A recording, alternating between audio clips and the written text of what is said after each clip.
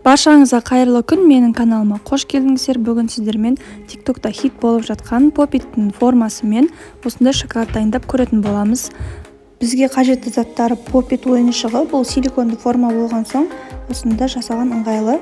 Кез келген силиконды форманы ала берсек болады. Әрмен қарай бізге шоколад, жаңғақ және кокос стружкасы қажет болады.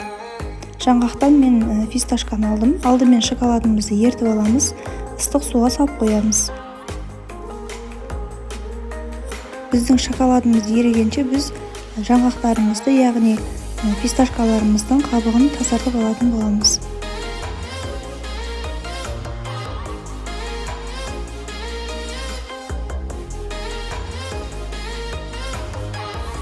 Біздің шоколадымыз еріді, дайын болды. Кішкене ғана бөлшегінен кесіп алып, видеода көрсетілгендей аз мөлшерін, шоколадтың аз мөлшерін құйып шығамыз.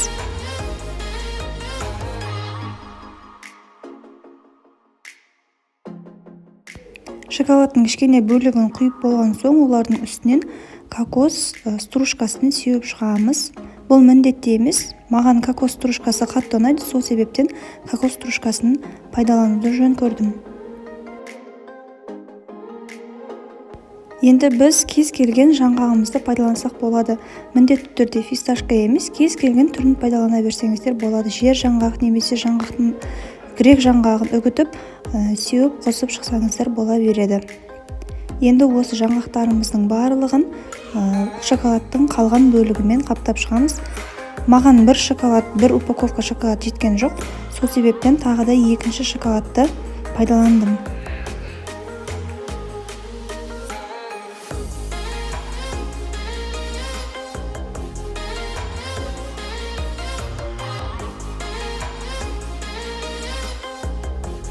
Беті тегіс болу үшін палетканың немесе қасықтың көмегімен осылай тегістеп аламыз.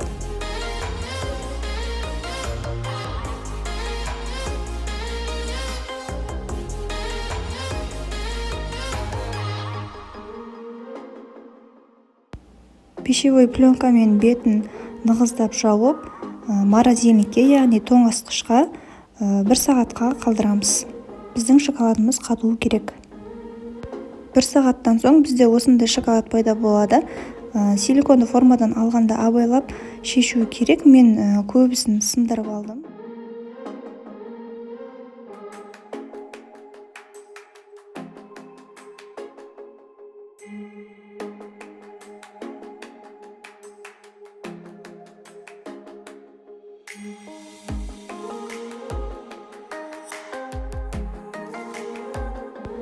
Попитта жасалған біздің шоколадымыз осындай болып шығады.